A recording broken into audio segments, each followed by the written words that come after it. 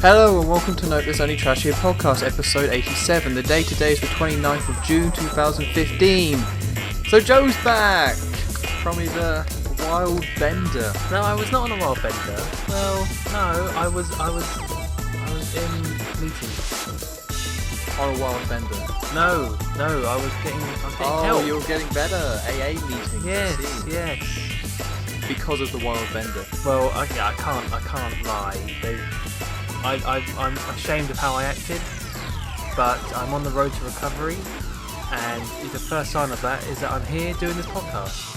Well, that's good. I mean, I made the effort. I'm not in a gutter tonight. I'm actually here, live, talking to you.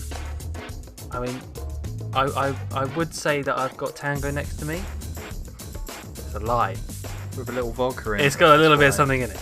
A little Irish tango. I've Irished it up. Ugh. No, It's so gross. I haven't really, but because I'm better than that now. Wink. I can hear the wink. No. The eyelid closing, but just the left one. Ew. I can hear that. You got a good mic. All right, okay. It's kind of creepy. Well, listen, I'm very happy for you. Yep. But when you do your solo cast, I want it to be called MrMuckluckable Live from the Gutter. I think that's a solid name. That sounds like a really nice debut album. It does. That actually sounds quite good if you don't pay attention to the actual words. It's and what Mr. it means. Muckluckable live from the gutter. Yeah. Bringing you famous hits such as "Oh yeah." And I'll bottle you if you don't get out of my face. That's in parentheses, that last part. Oh, okay. It's in brackets. Yeah. I'll work on the album. No, I won't actually. Absolutely. Because that means I will fall off the wagon. Oh yeah, is that what you agreed on? I mean, we talked about it last week, me and Cows. Yeah. But I don't know what your view is, as somebody who has experienced this whole process. Yeah, you definitely fall off the wagon. The wagon is vital. But you're back on the wagon. I'm on the wagon. So that means you're drinking. No, I'm on the wagon and I'm sober. No, I've tricked you. I've tricked you. So that's how that goes. No, all right. I don't want to talk about my personal issues anymore. Okay, but one more thing though about your personal issues. Yes. The best thing about this, about me spreading that very truthful rumor, it's truth, it's all true, no lies, is that you then uploaded the UHC, which is like one of the only videos where you say having a alcoholic drink, and I'm just like, oh Joe, buddy. Yeah, that was poorly timed. That was a low point in my life. I've moved on. Well, it's evidence. I call it evidence. Well, we're not in a court or anything. Well, Not yet, will anyway. be the way you're going. Yeah, it's only a matter of time. Yeah, that's true. I'll take the stand. I'll say how it is. Oh. Well, you're not going to be my defendant. Well, I just will present the facts and let a jury of my peers decide if you're guilty. That's not for me to say. This is one weird courtroom. No, well, I'm just going to be like, hey, look, it's got a problem. I'm out.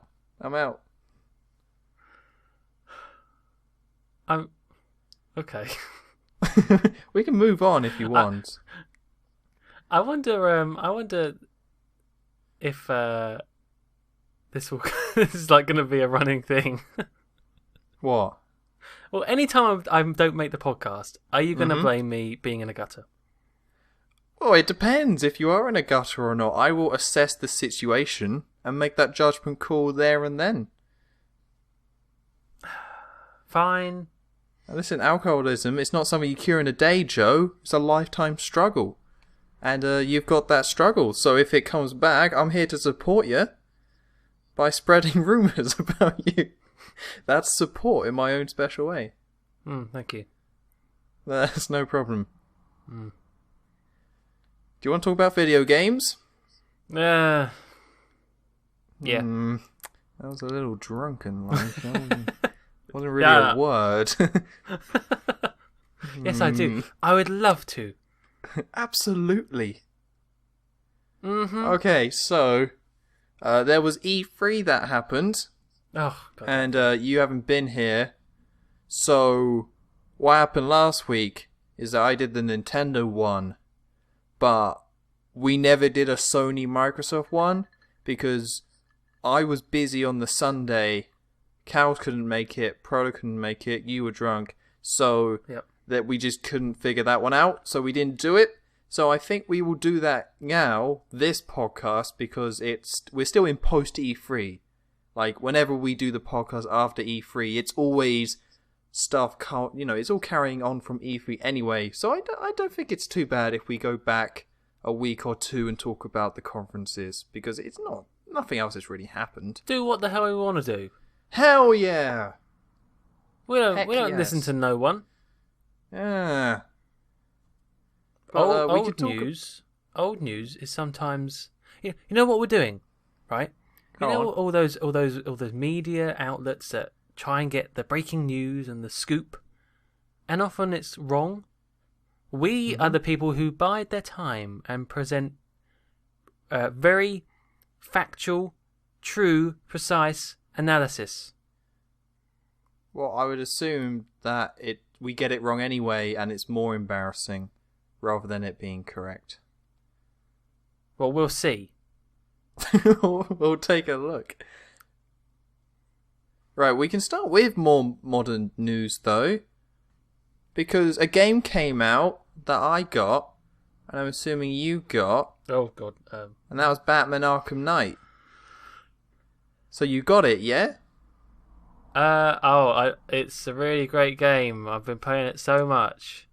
Oh, well. I couldn't Positive put it down. Reviews. Oh, no, I didn't get it. Why didn't you get it? Because, alright, I will explain why. Do not get mad at me, otherwise I might fall off the wagon. I promise I won't. You're a very fragile man at the moment, so I won't. So, Minecon's coming up, which is, trip to London, lots of stuff going on. It's quite expensive, buying stuff. And on top of that, no, the 30 odd quid that actually isn't that big of a deal to me. But 30? Where are you getting it from? 30 odd quid. I have been playing another game, and I didn't want to get another game whilst I'm playing this other game. Go on. What's the other game? Well, it's related to E3. Oh, that's good. I may have mentioned it before on this podcast, but I did try Fallout 3 a while ago, and I didn't like it. Oh. I don't know what it was. I got to Megaton, and I just didn't like it, so I stopped playing. But then all this Fallout 4 news and stuff, I'm going to try it again because it looks good, and I should go back to it and try again.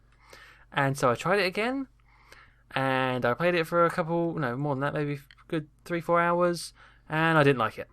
And I was like, this game is just depressing me. I don't know about you, but I don't like things where, you go from a kid to an adult really quickly. It makes me feel... not? It just makes me feel sad. Right? Does that make sense? I know why it makes you feel sad, and I'm sick of talking about dying with you. No, it's not just dying, but it's like in a film when it has like a montage. Yeah. Well, yeah, kind of, but I don't know. It's like that bit's kind of depressing, and then you got it's like everyone's trying to kill you, and it's all brown, and it wasn't enjoyable for me. I was like, this is making me sick, so I'm gonna stop playing again. What? And then I stopped playing. Sick. And then not like vomit sick, but just sick as in sad. Oh. And so I was like, right, you know what? I'm gonna try it one more time.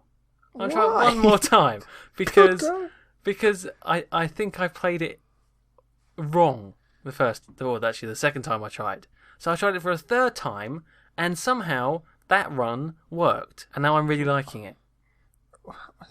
This makes no sense. Well, I know it makes no sense, but it's the truth. We're giving you the truth here. Okay, so my first question Yes? is why did you just not play New Vegas instead?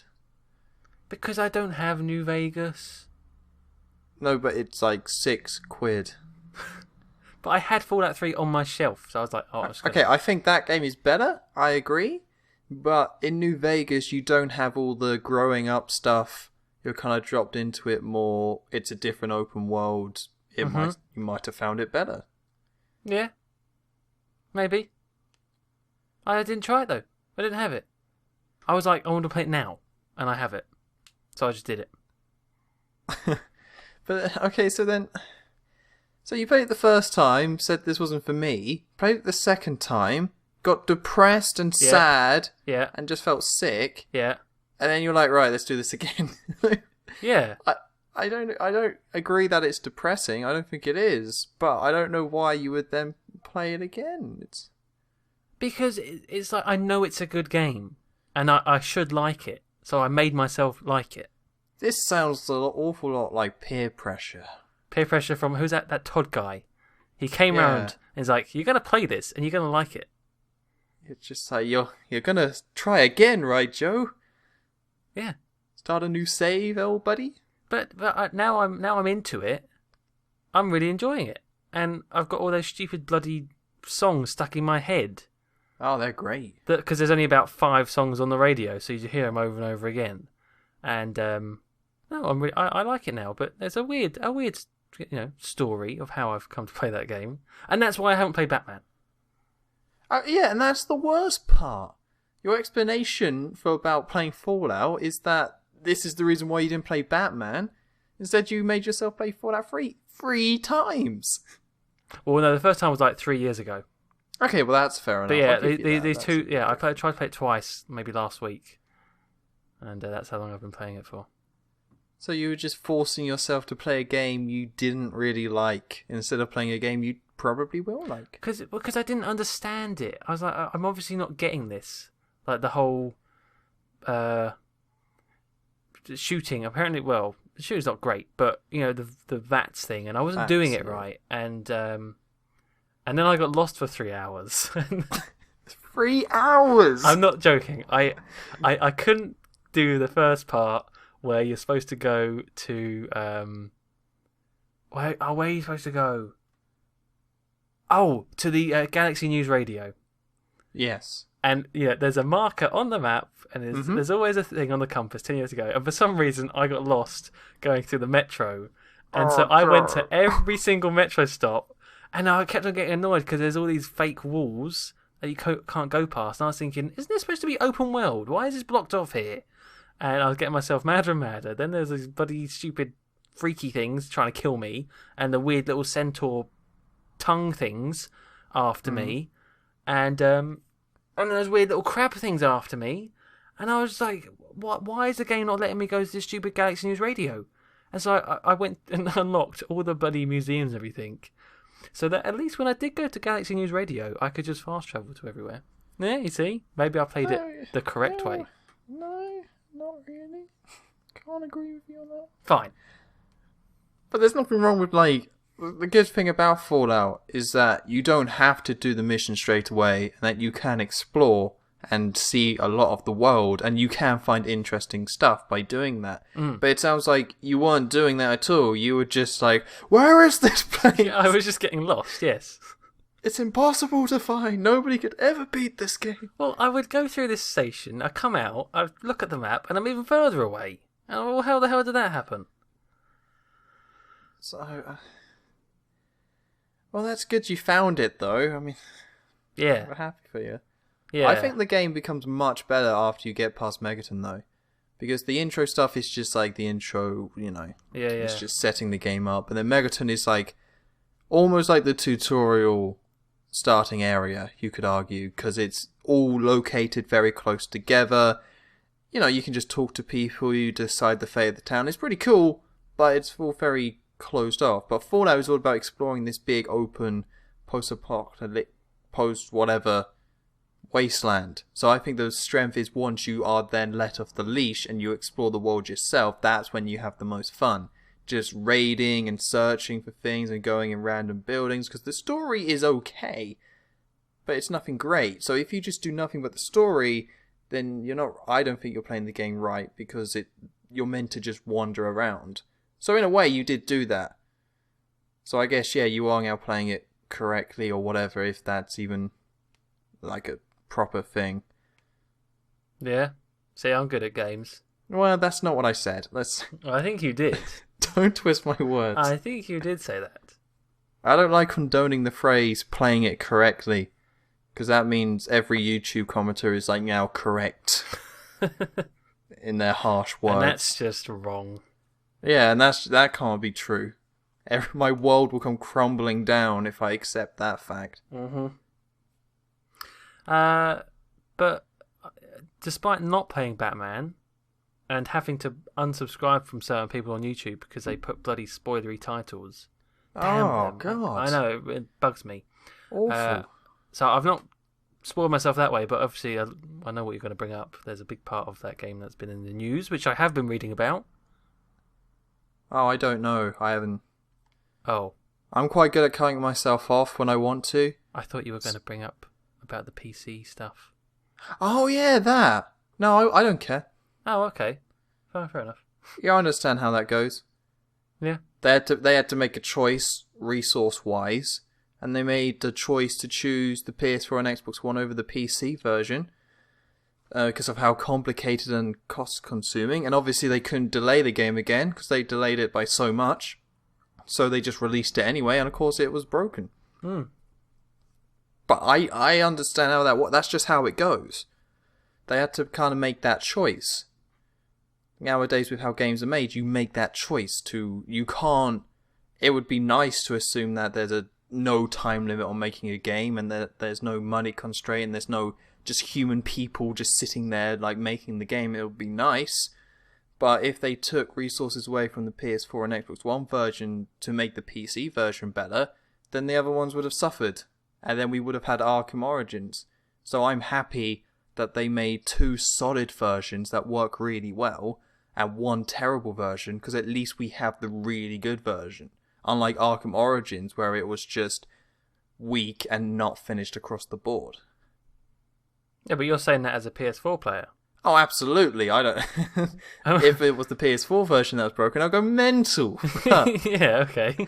Just how could they do this to me? Right. But yeah, so I'm totally biased in saying this, and it really sucks for PC people, but I think that I stand by what I think. I think it's better to do it this way than having a PS4 and Xbox versions be broken, because you can't release a perfect game that's glitch free. You just can't do it. So it's better just have one version completely broken and the other one's fine. Even it'd be great if we can do that, or if it would be better if the PC version was perfect. Maybe they could have outsourced it or something, but how many copies of the PC versions are really gonna sell? Like how much money are they really gonna make? It's just like, make the choice, I don't know, but even if they haven't got much money, they've got a lot of negative PR from it. That's for sure. I guess, yeah, some people seem to be upset, but I think it's more fake upset, Yeah, they definitely, the people who wanted to play it on PC are definitely like, what the hell? And they're totally in their right to think that. But all the other stuff, I think that's a pretty small portion of gamers, or Batman gamers. I think that's a pretty small portion and percentage. And all the other stuff is just people being like, oh my god, can you... it's just media baiting and all that stuff. So I think it's just been exaggerated. Yeah, it sucks. But, yeah, the bad PR is just people building it up and making it more of a big deal. So yeah, you're right, they have got negative PR, but I don't think it's that big of a deal. Well, it's enough to stop them selling it. Yeah, I mean, which is a pretty big deal. That's pretty big. But what are they meant to do, really? They couldn't patch it. Could they not? Well, they could patch it, but from what I've heard, that it's just like across the board, it just clearly wasn't ported properly. So, yeah, you can fix like a graphical issue, or you can fix a couple of crashes in there with a patch, but it would have to be a massive patch to actually get the game up to the same level as the other 2 versions. And I guess that's why they ported it, because it was like to the point where they might as well port the release. I don't know if they're gonna re-release it and have it be fixed or what, but well, they say they are. They did release something saying it's now our highest priority to make sure that blah blah blah. I think what they're doing is that they're going to try and make it run at least as good as the PS4 version. Well, there we go. That's cool. Well, yeah, although you'd expect more as a PC player, right? Yeah, I mean, they all got refunds, though. Yeah, yes, especially with the Steam refund stuff now. It's really easy. Yeah, that was pretty simple. Like, yeah, it sucks for them, but they all got refunds. And I'm sure, like, Rocksteady are a pretty cool company. I'm sure what they'll do is like, oh, we're going to re-release it and have all the DLC be free with it for PC. You know, something like that. As long as they have some sort of gesture afterwards, I think it's, in the end, fine. But if they just say, oh, here it is, and that's that, then that's not cool. But they've offered refunds, they've said we're sorry, they're going to re-release it. I think it's just, it sucks, but I don't think it's that big of a deal, honestly. Even in the wider scope of games seemingly coming out broken, do you not think it's a bad sign?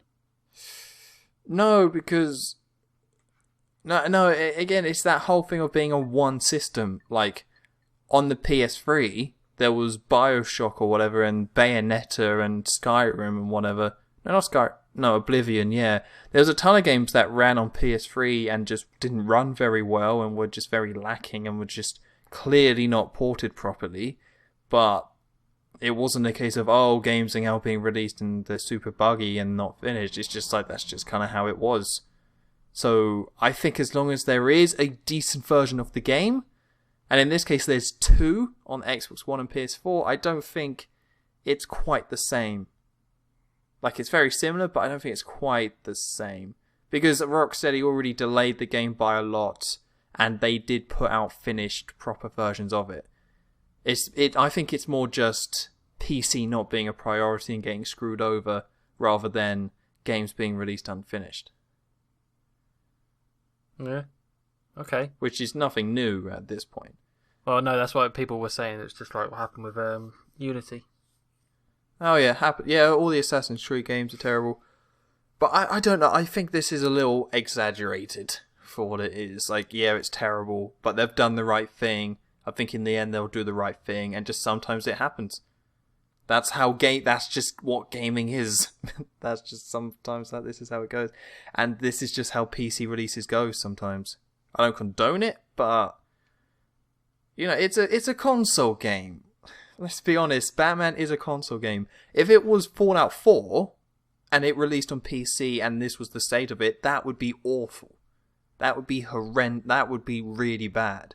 Because it's a Bethesda game, so many people do play it on PC, have such a large modding community, and just a whole big community as a whole on PC, that would be terrible.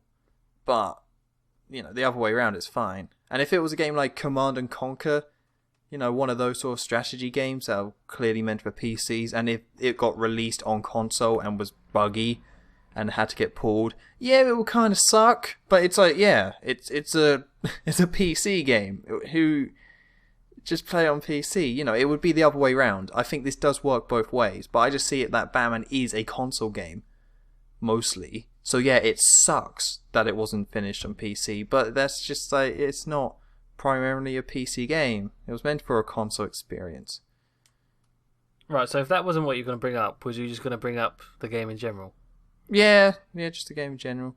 Although I haven't beaten it yet. I've put a few hours into it, but storyline-wise, I think it's a bit weak at the moment.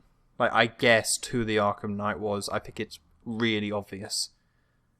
And then, like, I asked a guy who's already knew it, like he didn't spoil it for me, but I was like, it's this guy, isn't it? And he was like, yep.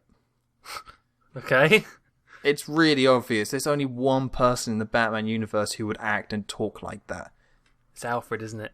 It's always Alfred. It's always Alfred. Like, I'm going to kill you, sir. And I'm like, that's Alfred. That's Alfred. You can't get that past me. No way. But no, the very first line he says, I was like, I know who that is. Hmm. And I don't read the Batman comics. I'm not someone who does. I'm not like a big Batman fan. Well, I am. I really like the films and the games, but just based off my knowledge of the films and the Christopher Nolan ones as well, I don't know the other ones at all. So it's just Christopher Nolan films, the last two games. I'm like, I know who that is. It doesn't take much. No, I think it's so obvious, but that's just me. I asked somebody else, and he was like, no. It's like, oh, right, okay, well. Obvious for some, I guess. You idiot. You fool. So But no, there's just no one in the Batman universe who would talk like that. That's why I kind of felt it was obvious. what's it like to play? Excellent question. Yeah. I don't know, it's alright. Like, you get a ton of upgrades for the Batsuit, so you can get around quicker. Like, everything just gets upgraded. So, that's awesome. But I feel like...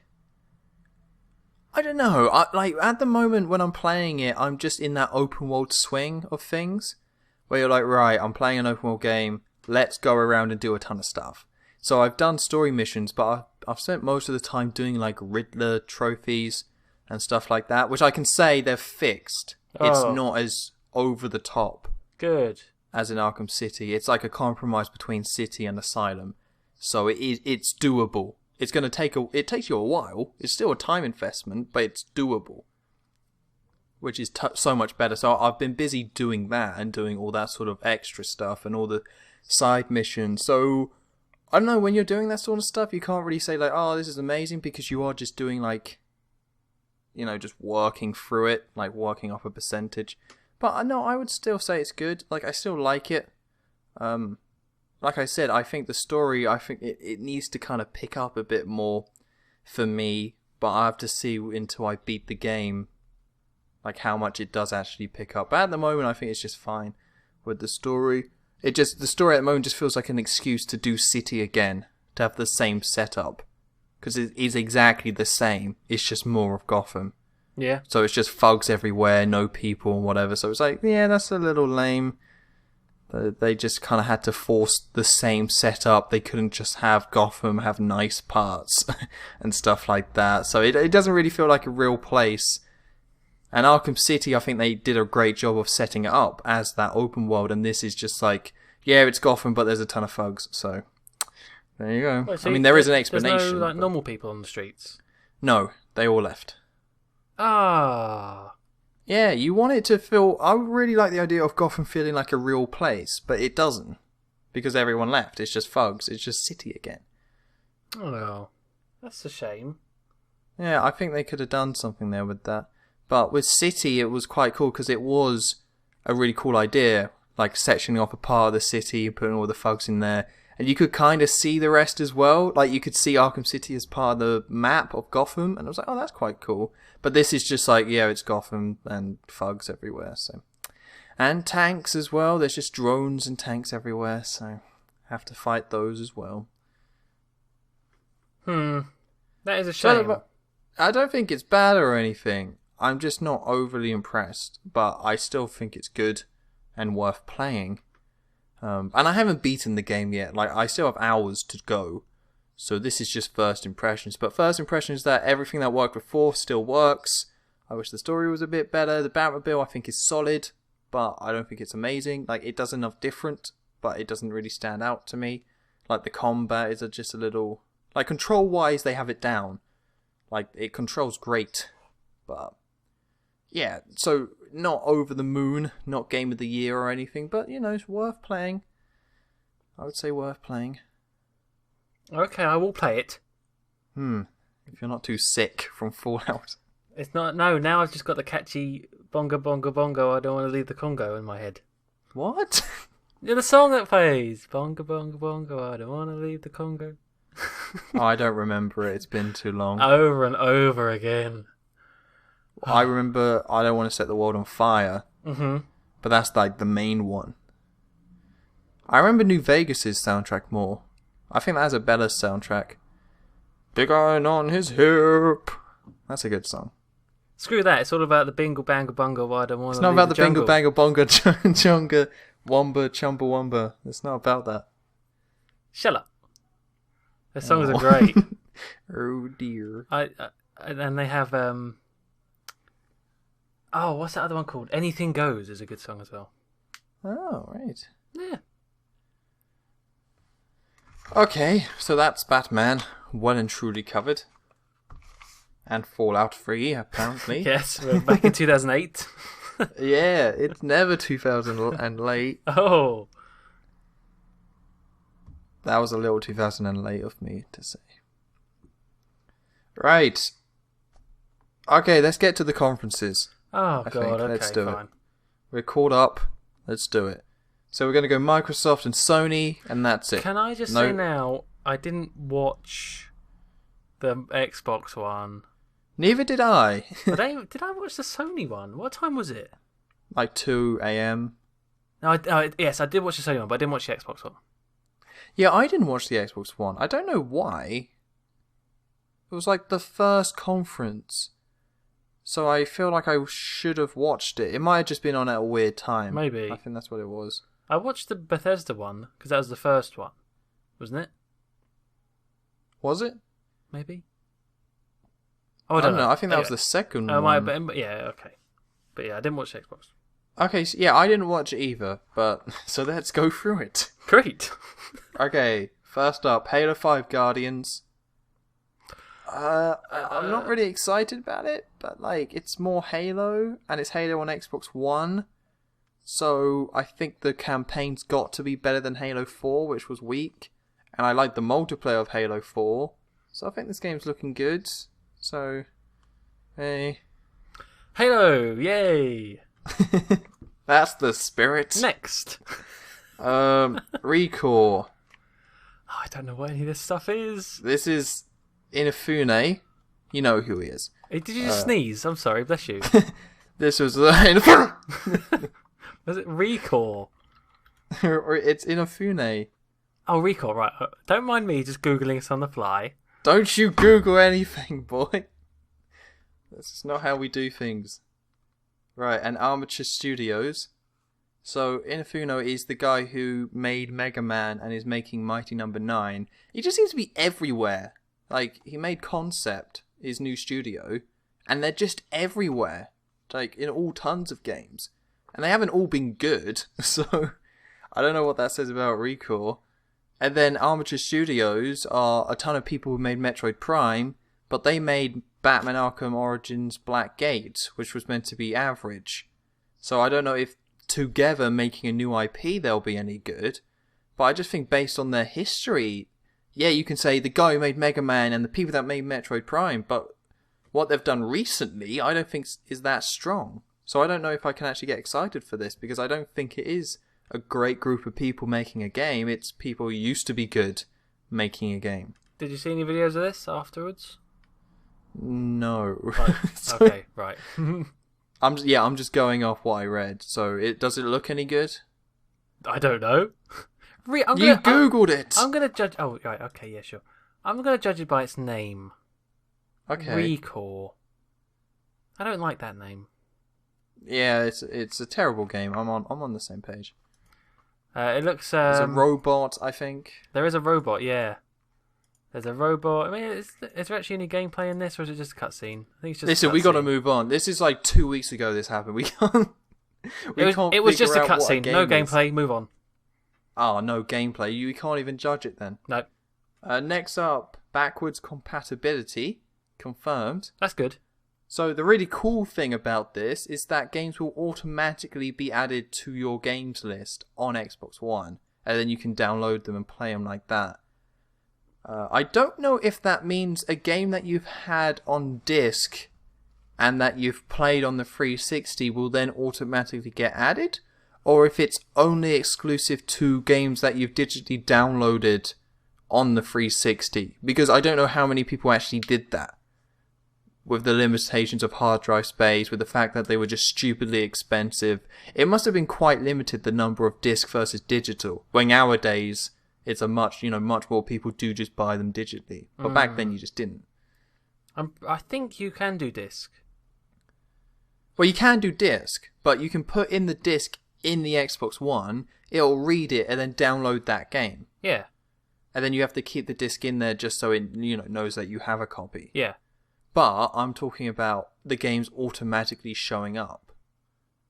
I'm not sure if Are you that lazy? No. Put the disc in. No, but it would be awesome if it was like, go onto the Xbox One day, view my games, and then my whole 360 library has shown up, rather than putting each one in. But you'd have to put the disc in anyway. Yeah, I'm not, like, it's not a complaint, it's more just a query. I'm just curious. I think you're unsatisfied. I'm not unsatisfied. Very satisfied. I mean, have there been tests for... Has it actually been shown, like, doing this? Yeah, it's out now for certain members. Oh, it's already of out. Xbox Live. Oh, okay. Oh, that's cool. Not for everyone, but they were already like previewing it for like select special members or whatever. Apparently, the most requested game is Red Dead Redemption. Hell yeah, it is. Yeah. Take that, GTA 4. Forget about it. Oh, It's very good. But no, so that's pretty cool. Like, I think that's pretty... I still have my 360. Like, mine is still right there. The same one I got in 2008. It still works fine. I still have all my games. So, I do think that's cool. But for me, it's completely useless. It just doesn't matter. If the PS4 became backwards compatible, that would be awesome. Yeah, that would be because there's nice. a ton of PS3 games I didn't play. That would be super useful to do. But the Xbox One, I actually still have all that stuff, so not actually useful at all for me. And I'm pretty sure after this was announced, PS4 was saying, "Yeah, that's not planned for us. Sorry." Well, yeah, because they're re-releasing everything. Well, yeah.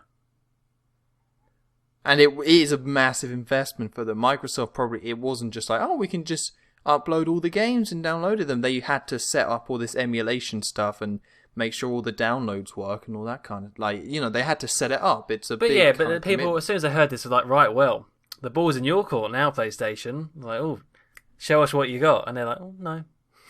No, actually. No, we're good. But which would be more sincere and would be more like, yeah, good for you, Sony, if they weren't just like, please buy God of War 3 remastered next month when it's released. And it's like, well, how about we still have the game? You just kind of, the old portaroo. Yeah. And it was like, no, you're buying it in shops. I mean, it's not full price, but, it's still more than you could just get for the normal copy on PS3. Yeah, that is a bit odd. When did that come out? Or God of War 3? Yeah. I think that was 2011, I want to say. Okay. So, pretty late in the life cycle. Mm. And then Sony also announced, like, Heavy Rain and Beyond Two Souls coming to PS4 as well. It's just like, oh, for God's sake, guys. Like, Microsoft have just announced backwards compatibility and you're announcing more re-releases on the PS4 of PS3 games. The list of how many PS3 games have come to PS4 is just stupid at this point. Like, it's getting cartoonishly long. And the fact that they're still announcing more when on the 360 or on the Xbox One you can just download the game and play it for free if you already own it. It's just like, that's pretty weak. Weak. Embarrassing. Weak sauce. Oh. Do you? That's what the kids Yep. say. Yep, and that's why I say it. Yeah, alright, don't kid yourself. I'm young. I'm hip and a happening. Well, you're young, but I don't know if you're hip. Don't give me that, you. I needed a what's witty next? comeback then, but it just didn't come, I'm afraid. So you win this round, Joe. But when you fall off the wagon, I won't be here. Oh, for the support. Oh no, whatever will I do? I don't know. Alright, okay, next one. Fallout 4. Like I said, I'm very good at just closing myself off to stuff, so I don't know anything about it at all. I just know I'm going to buy it. So I know nothing gameplay-wise. I know there's a lot of stuff about the dog, which I think really is annoying. I heard that the dog can't die, which I think is stupid. No, I see. Dogs shouldn't die in games. No, dogs should die in games. No, absolutely not. Listen, there's no attachment to the creature. If there's no possibility of it dying, or there's less of an attachment. But the dog always has to die. That's what I don't like. It's like you see a dog in a video game, it's going to die at some point. Example? Oh, hang on. This just happened in a video. Oh no. What game was I playing?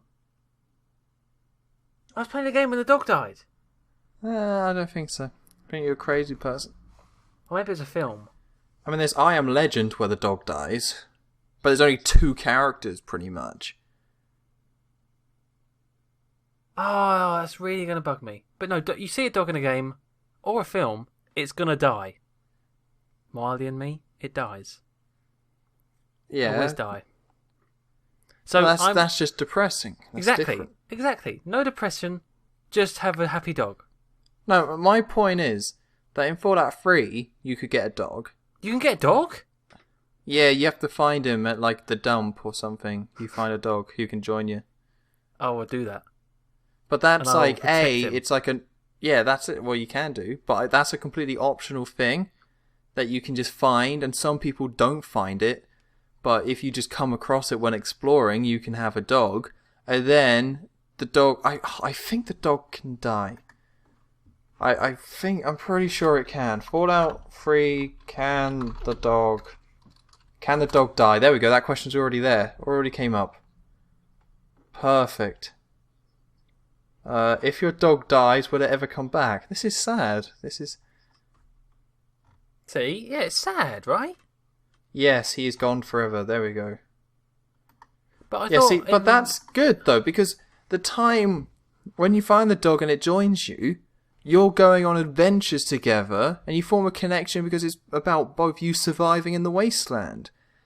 Like, if your character couldn't die, you wouldn't care as much.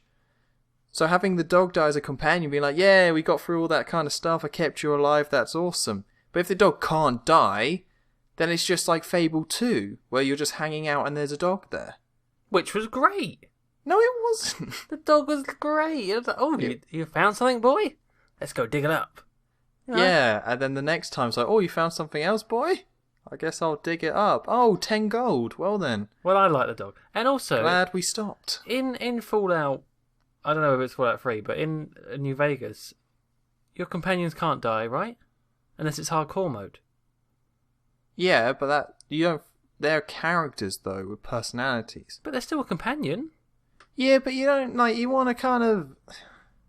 I don't think it's quite the same, because I don't think you form a connection. There's something about a specific connection between a guy and his dog that is not the same as, a guy and someone else.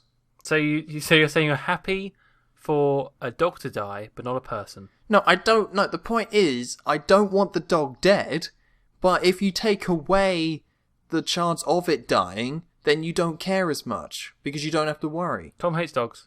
I don't hate dogs. I think they're okay.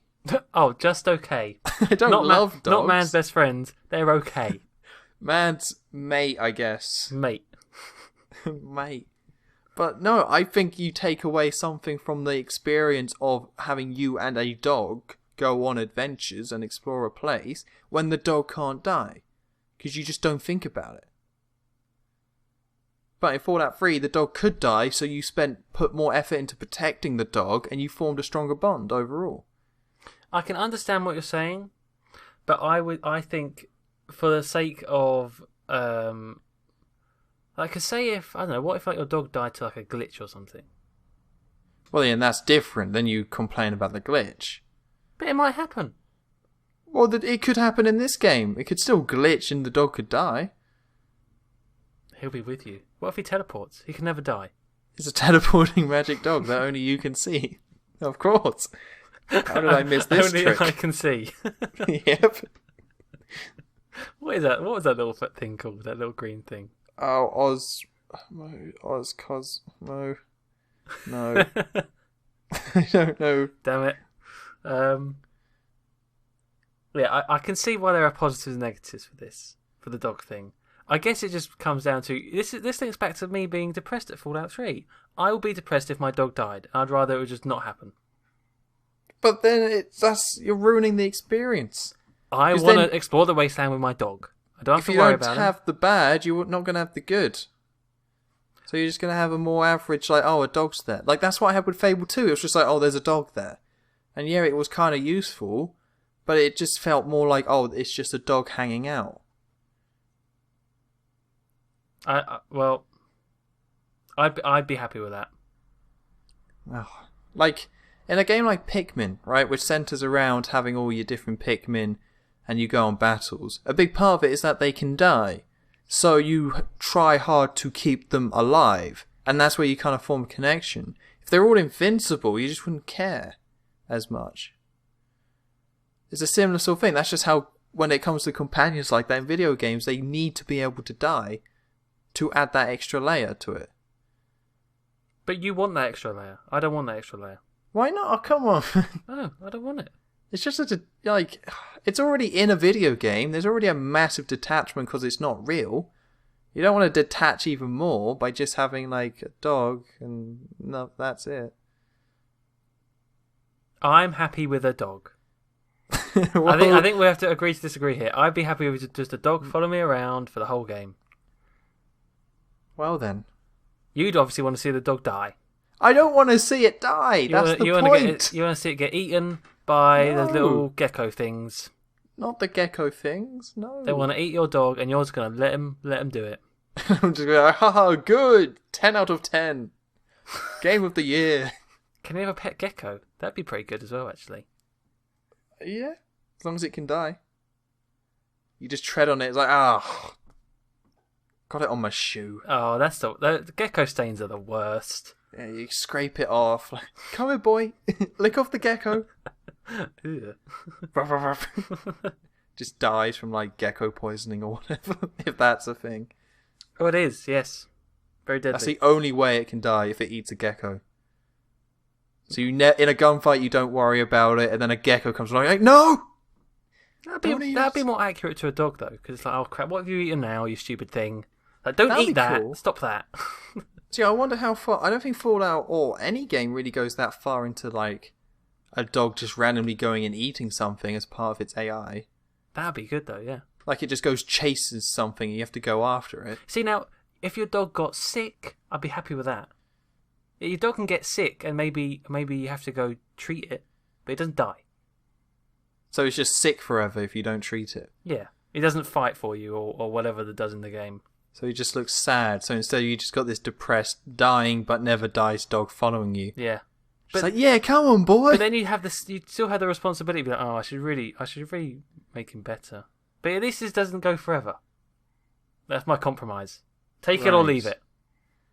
I'm gonna leave it. Oh, screw you. I'm gonna go with the gecko stuff. Okay, fine. You and your geckos, crazy gecko. That's another thing. man. I would accept it more that the dog can't die if I felt like there was more behind the dog AI, because I don't think any game has really gone full on with having proper dog AIs. They just have specific set actions. Yeah. So they might have an attack where they bite someone. They might go woof at like something important, or they might like bury something or dig something, and that's it.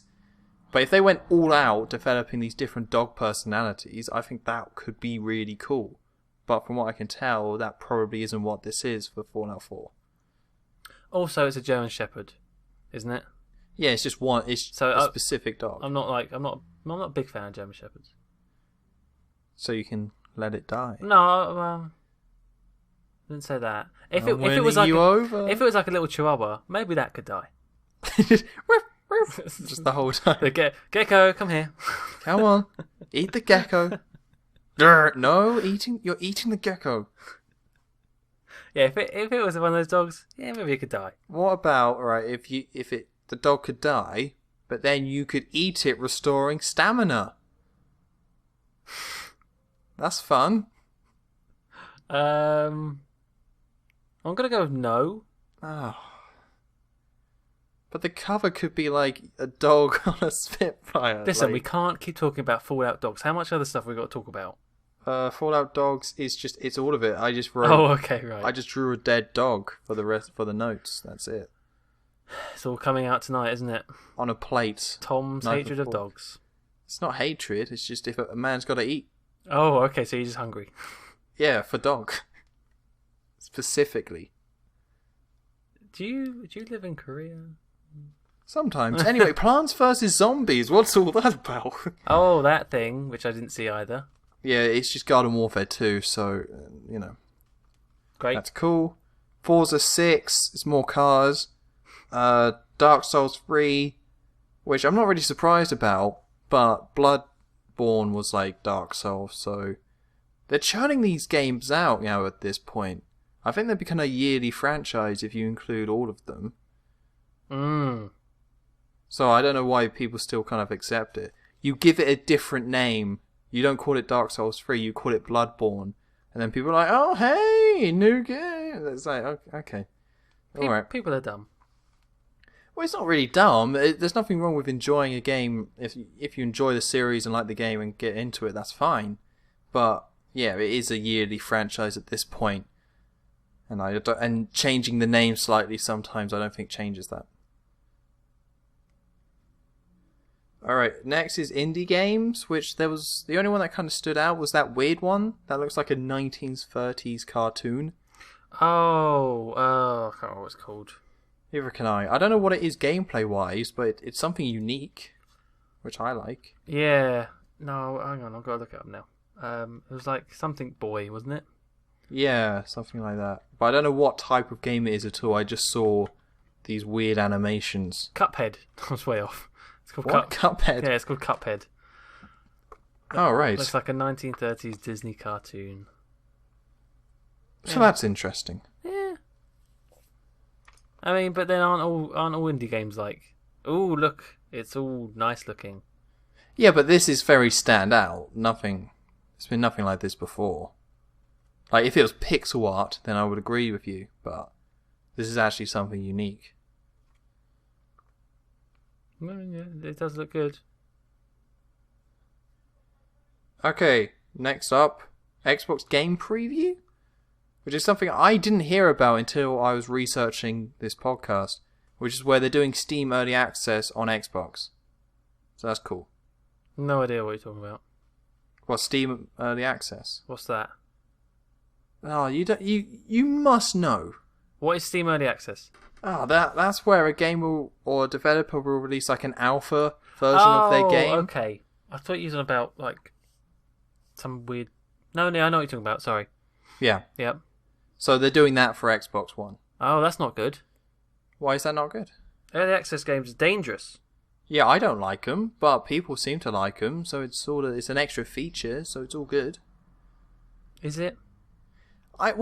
Personally, I think it's a terrible idea, but people seem to really like to be part of that process. Like, people don't mind playing buggy games if you say, oh, it's buggy.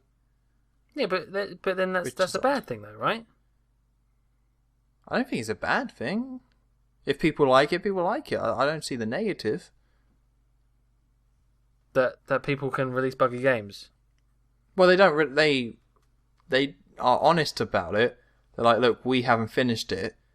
So people go into it knowing that information, and they do update it and actually release the full proper game. It's just more like a beta, but it's just open, just a completely open beta. So it's completely transparent. There's no lying or deception or anything like that. It's just here you go. If you want to play it now, here it is, but it's not done. Yeah, I mean, I think I've done it for a couple games. I think it's dangerous. I don't like the idea, but I'm not sure why you think it's dangerous. Because a lot of people end up getting screwed over by this sort of stuff. Why screwed over? Because they either take too long to actually finish the game, or the bugginess is never fixed.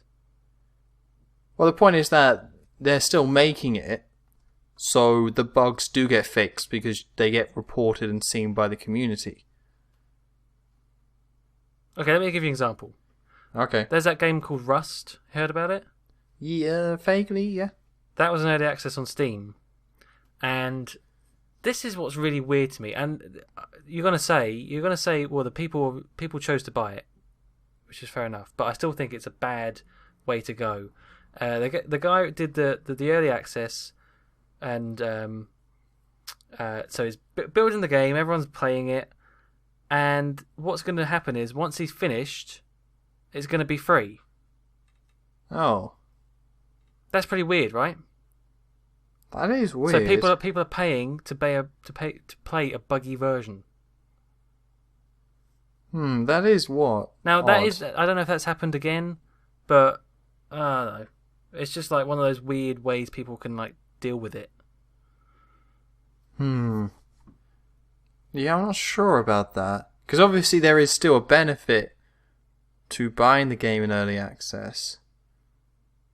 Like, you bought Minecraft when it was in alpha, I'm assuming. So you can still enjoy a game that's not finished. Yeah. I guess it's just so dependent on the developer. Well, yeah, it just depends on the person, though. Like, it's if the person really likes the look of it and dives into it, then that's great because they can still have a lot of fun with it. Yeah, but... it's a platform that can go to both extremes. It could either be used really well, and people will see this game early on and enjoy it every stage through it being made, or someone could use it in a really mean way and screw people over. Yeah, it could definitely be really bad. So it's good and bad. Yeah, I don't think there's been any horror stories though. Not yet. On Steam. Yeah. Wasn't there that thing about what's that game called? It uses the Arma 3 thing. World War Z? World War Z? Oh, DayZ? DayZ, that's it. DayZ. That was a bit of a thing, wasn't it? Well, that's coming to Xbox Game Preview. That's going to be one of the ones. Oh. Is it that one? DayZ, it might be. There's so many of those zombie type thingy survival games. It was one of big them. open world zombies. It might not be DayZ then, but I thought one of them was like completely done by someone who's basically conning everyone. But that I might be getting that wrong. No, I'm sure there is. There are bad people out there. Yeah, some people are evil. So is that? Are we onto the Sony bit yet? Or was that just Microsoft? No, we still got a bit more of Microsoft. Oh, okay. So next one, Rise of the Tomb Raider. I think it looks good, but it's coming out in November. That's going to be a busy month. Yeah, it's just like it has to. I'm going to leave it. If it came out August, then like hell yeah, why not? I like the first one. I'll play this one. But when you release your game in November, you're really putting it in a horrible position, and you got to make sure that it's an awesome game that people want, because otherwise it's just going to pale in comparison. And I think Rise of the Tomb Raider, that's what's going to happen. Why wouldn't they? I suppose it's not just something they can do to say, right, we're moving it.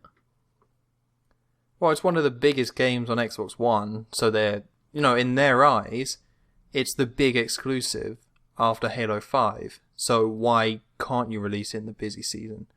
I think it's a bad idea because I think there's just the third-party games are just so much bigger and more important. But in terms of Microsoft, it's like, oh, this is our big exclusive. So there we go. So they're disillusioned with their own game. A little bit, but you still got to push your exclusives at the same time. Like, I understand it. I just think they should maybe go December, something like that, October. But even October's pretty busy, so I don't know. Okay, so next is Rare Replay, which is 30 of Rare's old games from the NES to the 360 being re-released in one big package. And I already have it on pre-order because it's only 20 quid. What games are in there? Well, it's pretty much every game that Rare has made, apart from the ones where, due to licensing issues, they couldn't get. So you got all the 360 ones, and then you got Banjo-Kazooie, Banjo-Tooie, Perfect Dark's on there, Jet Force Gemini, Battletoads, Jetpack, Killer Instinct. So yeah, so pretty much every one that Nintendo wasn't involved in, and sadly GoldenEye also didn't make the cut. But it's still like a large amount of kind of games. Like it's still, it's still 30 of them. About 10 of them are just crappy old NES, Amiga kind of games, sadly. But they're still, for 20 quid, I saw the package and thought, right, I've never played Conker's Bad Fur Day. I would love to play that. It'll be nice. So Yeah, go on. Is this just Xbox One? Yeah, this is just Xbox One. Okay. Because Microsoft own Rare and all that. But it's not Xbox 360. No, just Xbox One. Okay. But it's got all the games on one disc, which I think is kind of awesome. Yeah. No, it's because I've never played the Banjo-Tooie games, so I figured if I were to, that would be a good way to do it. Yes. But I haven't got an Xbox One, so. Well, you have a 360. You can. Is it on the store? Yeah. Oh. I've got Kazooie and Tooie on the store. Oh, okay. I didn't know that. Got all the achievements as well. It was great. Yeah, Great games. all right. Listen, Gonna do it again. I got the Xbox One. achievements. Achievements. Uh-huh. I wonder if it's going to give me a new achievements list for the games. Oh, the possibilities. Oh, that number. Oh, we could go right up. Oh my. Yeah, because I know it's like 10,000 gamer score. It's something stupid. Like they're giving each game its own individual list, but there's already lists for the 360 ones. So I don't know if it's gonna, if I can then earn additional achievements with this version of the game and now add to the old one or make a new one. But I don't really care at this point. I used to, but now I just don't. No, I wouldn't either.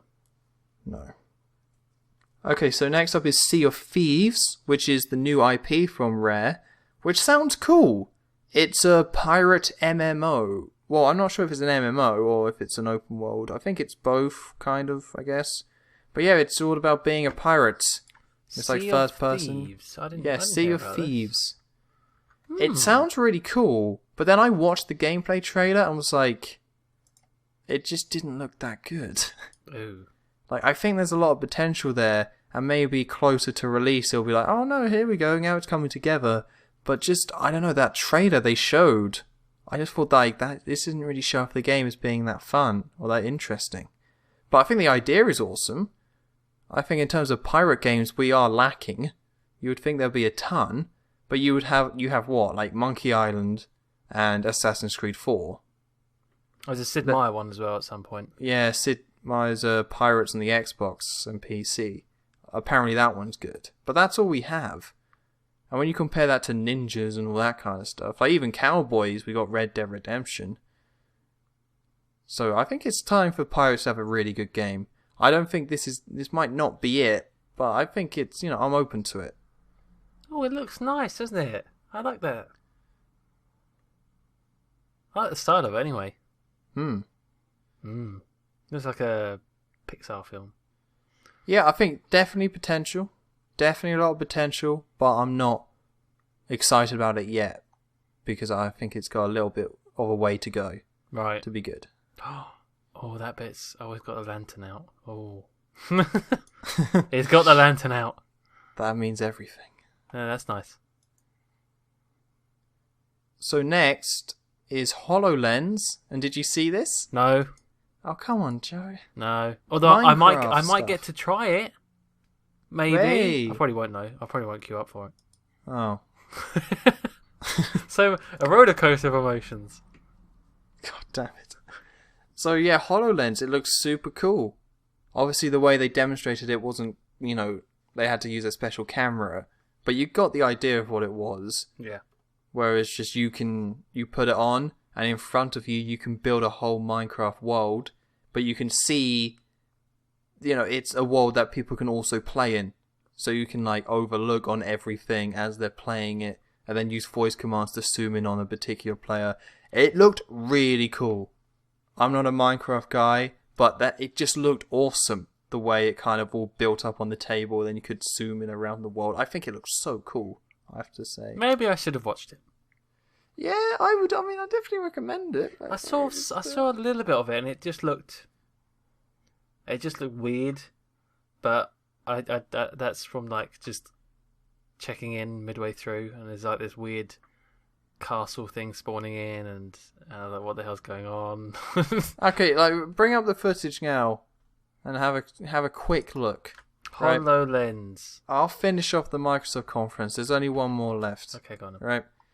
So the last thing is Gears of War, which the Ultimate Edition already got leaked, so no real surprises there, but that's coming out soon.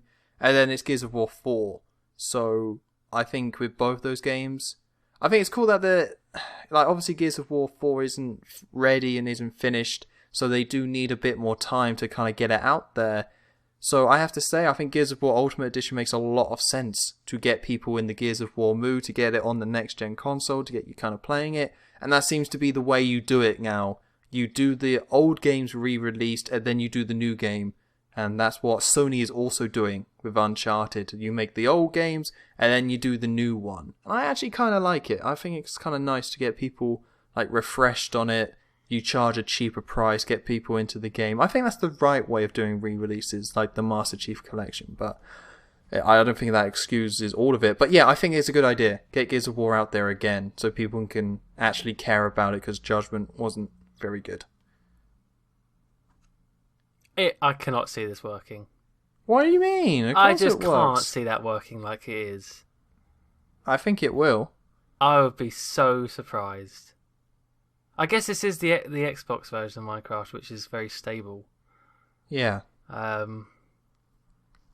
mean, no, that does look kind of neat. I don't know why you'd use it, but because it's cool. Yeah, it is cool, but because you can see the whole world up above. So what? So can you do that and play at the same time?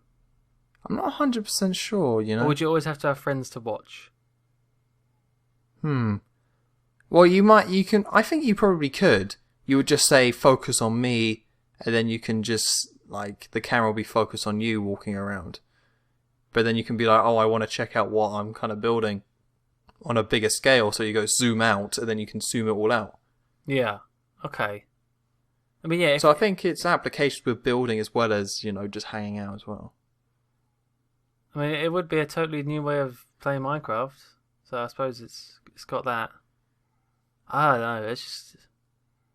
Oh, now they're placing down TNT. Of course. Of course. Oh, it's just... Okay. Yeah.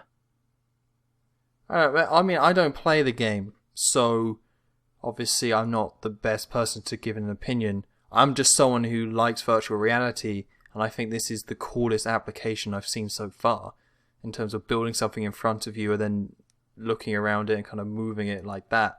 Actually trying to create something in front of you rather than sucking you into a world. I think that's a really cool way of doing it. It is the most Lego-y now version of Minecraft now. Which is funny, because now Lego are making a Minecraft game. They are. That's true. So they've now swapped. All met in the middle. Yeah, they've yeah, like a channel tunnel being dug. And the French... I don't know why I'm bringing this up. The French guy and the English guy, they met in the middle, and there's that photo of them. Bonjour! Or whatever. Yeah, no. I haven't seen this picture. I think the French guy even brought some tea with him, right, for this photo. And what did the British do? Nothing.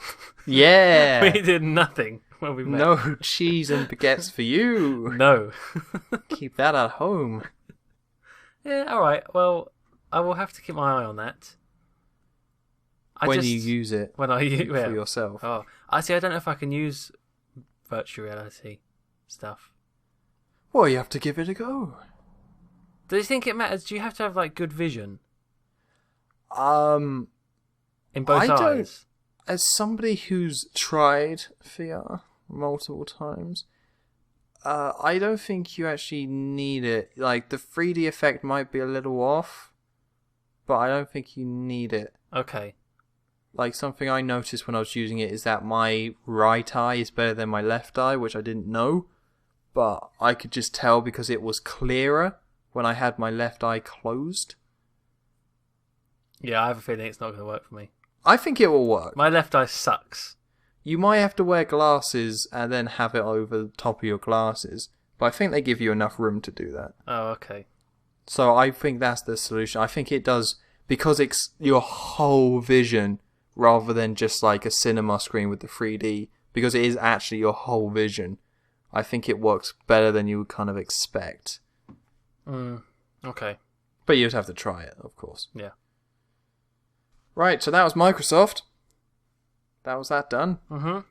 So, a decent E3 for Microsoft. I think there wasn't that many surprises, but a lot of kind of solid. Well, backwards compatibility was a surprise, but again, that's not a new game.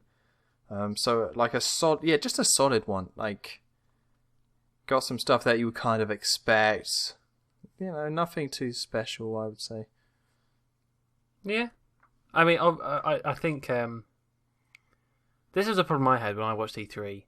Is after the Bethesda thing, which as soon as it happened, everyone was like, "Right, that's it, E3 done. Nothing's going to top that." It was just there's so much about that, and maybe combined with, like you say, that maybe the timing was a bit weird for some of them. I was like, well, I'm done. All right, so it was over for you. Pretty much. Yeah, whatever. I mean, I think I did watch the PS1. When you bring up the games, if I remember them, we'll see. Right, the PS1. Right. So the first thing was Last Guardian. Oh yeah. Which, I mean, it does look really good. I wish the kid would shut the hell up, but it looks very good. And why doesn't it just eat the kid? Because it's the Last Guardian. As long as the Last Guardian can die, I'm sold. That's all I need. He can guard him in his belly. Well, maybe. Yeah, that looked dull. Yeah, I think they look good. I mean, gameplay-wise, it's very simplistic. Nothing much to it at all. But the strength is the way the Last Guardian actually kind of acts. It's what I was saying before with the dog. The dog doesn't really act like a dog. It has specific sort of things that it does, which is dog-like, but it doesn't act like a dog. This seems to actually act like a creature. Like a bird dragon thing. Bird dragon, whatever you want to call it. Because we all know how bird dragon things act. Oh, yeah. We all have one. You know what I mean. Don't get snippy with me. Yeah, okay. But yeah, all the sound effect, everything. Yeah, it just acted like a creature, like a pet. So that's what I think the strength is. If that wasn't there, then it would just be a boring kind of game. But with that added, it's something interesting. And it looks very nice, which always helps. Wasn't it supposed to come out for the PS3 like 6 years ago? No. Okay. No. Alright. No, it was, yeah. It got... This is like it's being re-announced pretty much, because it got cancelled so much. Mm-hmm. Right, so next up is Horizon Zero Dawn. Oh, that's the robot dinosaurs versus cave people, isn't it? Yeah, that's that one. Yeah, I tried explaining that to a friend. I said, there's this game with like cavemen people, and then there's robot dinosaurs. It's like, oh, right. Oh, okay, yeah, sure. Why not? I think the idea is cool. So far, gameplay-wise, it looks like any other third-person open-world game. Yeah. People were saying, "Oh, this is amazing," and I don't know. It just looks like another Middle-earth for me, where the idea is cool, the location is cool, there's a lot there. Like, even Middle-earth did some things differently, but ultimately it was just like, oh, it is kind of another third-person open-world game. Yeah. And that's what I saw with Horizon, with the gameplay. You're just shooting arrows at a big T-Rex, which is cool, but that's not going to hold up for a whole game. And is that going to be its name? What, Horizon Zero Dawn? Yeah. Yeah, that's the name. That is a terrible name. Well, it's Zero Dawn, though. There's no dawn. It's such a horrible name. They ran out of dawn. If they called it Cave People versus Robot Dinosaurs, at least it has something going for it then. Okay, what about Horizon? Caveman versus Robot Dinosaurs. Yeah, that's anything but like just generic Horizon. Like, I don't. Oh, so you don't like the name Horizon? I don't like the name Horizon. I don't like the name Zero Dawn. So I think if they took out the Zero Dawn, it'd be fine. It'd be fine. It's just Horizon. Nothing wrong with that. But it's not Zero Dawn though. Yeah, well, I agree. Zero Dawn is the silly part. What's Horizon all about? I don't know. It just seems to fit. I just think if I saw it on a shelf, that seemed really bland to me. Sure, but when the cover is a caveman versus a robot dinosaur. Yeah, see, this is where it's important, because if the cover's like the person with their back to the camera and, yeah, generic. If it's a cave lady riding a robot dinosaur, then it might catch my attention. Like Transformers 4. Is really? Yeah, that's what the poster was. It was Optimus Prime with a sword riding a T-Rex dinosaur. That was a robot. Oh, yeah, but I mean, that was obviously too far gone. That was pretty cool, though. I liked it. Did you see that film? Yeah, I saw it in the cinema. Oh, okay. I thought it was pretty good, but obviously it wasn't perfect. A lot of problems, but Yeah. I liked it. I didn't dislike it. Oh, good. But yeah, so Horizon. Horizon, yeah. Horizon. Next up is Hitman, which is like whatever. It's just called Hitman as well. Like, it should be called something like Hitman Zero Dawn. You know, something that makes sense. Yeah, see, I wouldn't mind that. That's fine. Because it's like... What, it's like Hitman Zero Dawn? Yeah, because Hitman's like, right, he's going to get up really early to go kill people. Because he's a hitman. Right. He's up when the dawn is 0. There's no dawn. No. Because he's like sneaky. That works. No, I'm not buying this. Hitman Zero Dawn, I would be perfectly fine with. Hitman on its own, I agree. It's stupid because now it's like going Star Wars Battlefront again. Number your games, or at least just list them or something. I don't know. Something would be nice. Yeah. Right. Okay. So next one, Street Fighter 5. It's who cares? So this next one, No Man's Sky. I saw this. In somewhere else though. I saw it at the Design Museum in London. Oh. It was a work outing for some reason. We went there, and they have all these little displays there with all these really cool gadgety things that people have entered into this contest, and you had to vote for your favourite thing, for your favourite piece of design, and No Man's Sky was one of them. Oh. And it's the one that I voted for because it looked pretty cool. It does. Like, this was our first look at kind of the gameplay where the whole game is look how many planets we made. But it's randomly generated as well. So the really cool thing about the game is that it's stupidly big to the point where there's a good chance that some of the planets will never be explored by anyone. Yeah. So it's like one set universe that everyone explores, but there's a good chance that some people just won't touch down on certain planets. Because even the planets are massive. They're not even it's not even a small planet. It is a large open world. So, I mean, I think that alone just makes it just... what they showed at E3 though, because they're like, right, we're going to zoom out, and each one of the dots is a planet. And it just kept going and going and going and going. It's like ridiculous. I mean, it all looks very cool. There's one thing that I would find disappointing, and I don't know what maybe they addressed this and I wasn't listening, but is every planet going to have something on it? Because I don't think it should. I'm not sure. I think the game is all about resources and that sort of thing. Right. So I think some planets would have more resources than others, but I think some planets have life and some planets don't. Okay. And that's something you can scan and check out. Although I think the planet that he picked, because on the E3 demo they just picked a random one and just took a look. Yeah. I'm pretty sure he scanned it and it said no life, and then he went on and there were some creatures. So I think life might be talking about people and, civilizations. So I'm not too sure. There probably will be some with not much on at all, but I'm not sure if you're just going to have nothing. I just feel like it needs to have things. It needs to have like almost like gaps. Like say like you spend a while searching. It's like, oh my god, I finally found a planet that has something on it, to make it more satisfying.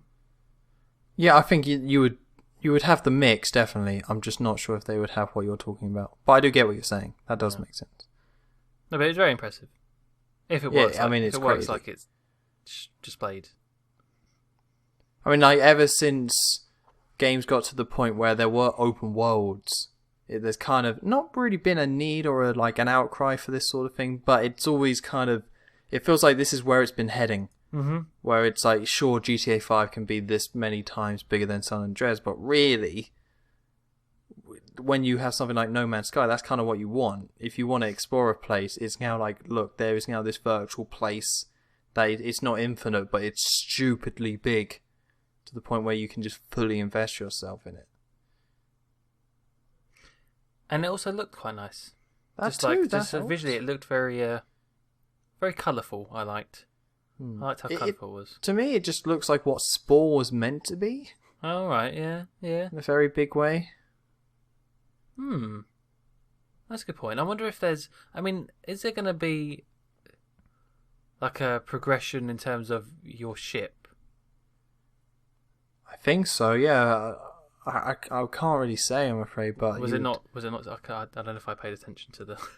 I think they probably have announced all this kind of stuff and talked about it, but the E3 demo was very like, okay, here's our universe, we're going to jump down, now we're looking around, and here's what you can kind of see, and then... Like, yeah, it was very focused on that aspect, so it didn't actually go into that sort of stuff. Oh, okay. But I'm pretty sure that information is out there. Just not here. Right. We don't have it. No, don't look at us. Didn't we say before we started? Now that it's 2 weeks afterwards, we'll have all the facts. Well, that was a test. Anyone that believed that and got this far, then you are a fool. Oh, it's not really a test. It's more just mean. Oh. Have faith in us, will you? I'll show you. No, you're right. We have no information. No. Apart from it looks pretty cool. Next is a game called Dreams, which I have no idea what it is. Oh, that was weird. But it's very surreal. Yeah.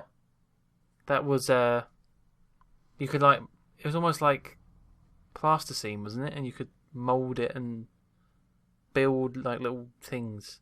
Yeah, it was all just, it's that sort of thing where it's all odds and you're creating dreams. But yeah, I don't know what that is. I just know it looks kind of interesting. But from what they showed, it's like, what is it? I don't know what it is. You see, I don't know if I found it interesting. It was one of those things where it was so weird, I kind of almost ignored it because I didn't get it. Oh. I just viewed it more as just an interesting, like, here's a 2-minute, not a game trailer, but here's a 2-minute piece or whatever. So I just kind of enjoyed it for that. But yeah, I didn't enjoy it as like, oh, that's a game I will purchase. Well, not even like a game, but just as a thing. It's like, what, I want to see other people's dreams. Not really. It's like, nope. When you get in a conversation with friends and someone says, oh, you won't believe this dream I had. Do you really care? Not really. No. I was upside down. That's crazy. Oh, great. And you were there. And you were there. And you were there. There's no one. I don't care about other people's dreams. But no one cares about my dreams. Oh, come on, Joe. Don't say that. It's very depressing when you phrase it that way. Oh, it is actually, isn't it? My dreams. My dreams. Nobody cares. I think if that was used for things like, and maybe it still can be, just for like general like animating things, which it probably might just be used for anyway. If they don't focus too much about the dream stuff, yeah, I think it'll be alright. Oh, I think there's something there. It's just they didn't explain what it was, which I think was really dumb. Yeah. They were too focused on the experience, which I guess, yeah, they're announcing it. I don't think it's coming out this year, so okay. But I can't get excited for it because I'm not a creative and I don't know what it is. So that's that. Can you remember your last dream, Tom? Nobody cares about my dreams. I care. Oh, thank you, Joe. Only kidding. I'm not. Oh, duh. You and your pranks. You've humiliated me. You've humiliated the people listening. Yep. God, you're just so destructive. Oh, you see, it's now I'm on the wagon. Right. I have to release all that sort of, all the fun I'd have being drunk in the gutter. I have to turn into pranking people. Oh, right. Just changing the outlet. You see. I don't like it. I'll go back to the hard alcohol. I would prefer that. Okay. Okay, so next is arguably the biggest one, but not for me. Final Fantasy VII Remake announced. Yeah, great. Yeah, I don't. I think it probably deserves a remake. People seem to like it. I think it's a good idea. But my main problem with it is that how is this the biggest announcement? I don't know. What is Final Fantasy VII? Who cares? I don't. It's meant to be like the best game of all time. Is it really the best game of all time? Yeah, you would see it if you like look up best games of all times list, you would see that in the top 10 quite a lot. Well, I was wrong. You haven't played it? No, I haven't. I haven't played any Final Fantasy games. That's why I'm not interested. Yeah, I'm just like, okay, I think my problem with this is that the two big announcements from Sony and Microsoft were backwards compatibility and Final Fantasy VII Remake, which just shows how it's nothing against the companies, but the problem is it's just people. Like, gamers are so lost in nostalgia and old stuff that it's just getting ridiculous. Like, it's just getting too much. Like, I can blame Sony for re-releasing all their games, but people buy them all. They totally will pick them up again. It's like, oh, I only played that 5 years ago. I better repurchase it rather than playing the copy I still have. And then it's just like Final Fantasy VII Remake. Yeah, I think that game deserves a remake, and I'm not saying they shouldn't do this, but I don't think it looks good or the gaming community looks a bit weird here, where they're just like, we're doing this.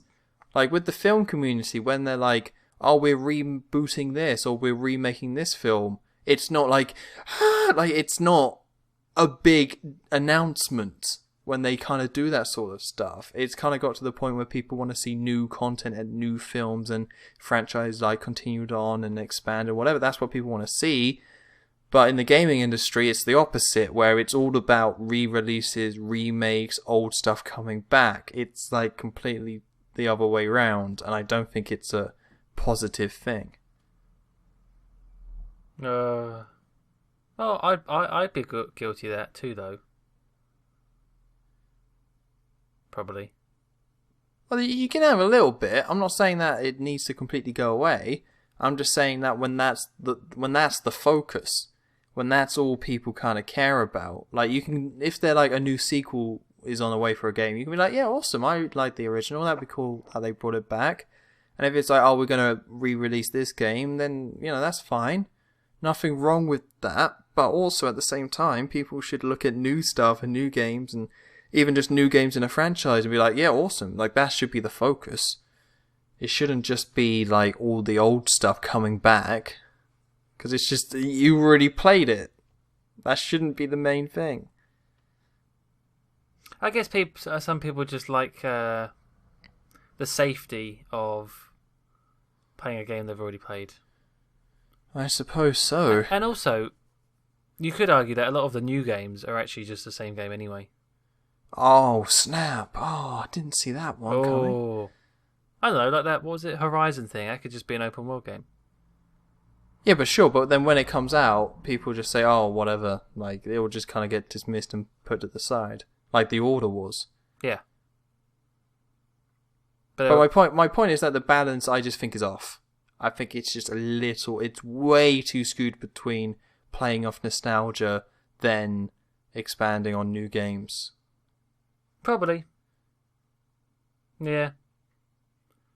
I don't know why there's a difference between movies and games in that regard. Yeah, it's the complete opposite. It's really strange.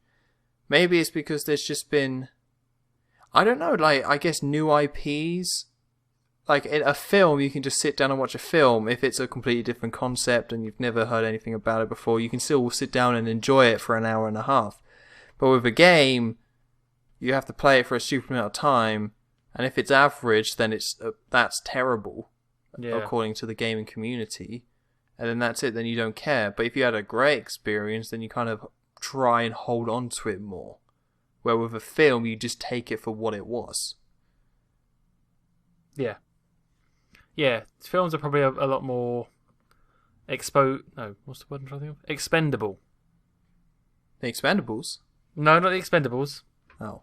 Like, you could be like, no, Expendable's not the word I'm thinking of.